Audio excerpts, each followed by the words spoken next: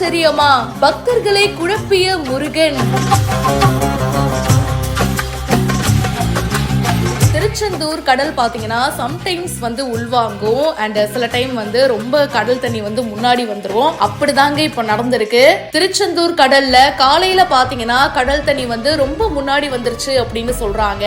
And அதுக்கப்புறமா நைட்ல அப்படியே கடல் தண்ணி உள்வாங்கிடுச்சு. திடீர்னு நினைச்சா வெளியில வருது, திடீர்னு நினைச்சா உள்ள போகுது. ஒன்னும் புரியலையேப்பா.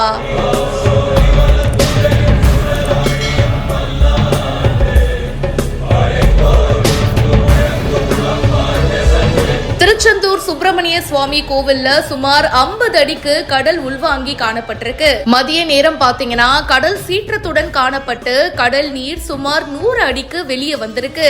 அதுக்கப்புறமா இரவு நேரத்துல மறுபடியும் உள்வாங்கி இருக்கு. சுமார் 50 அடிக்கு கடல் உள்வாங்கி காணப்பட்டிருக்கு. பாசி பிடித்த பாறைகள் வெளியே தெரிஞ்சிருக்கு.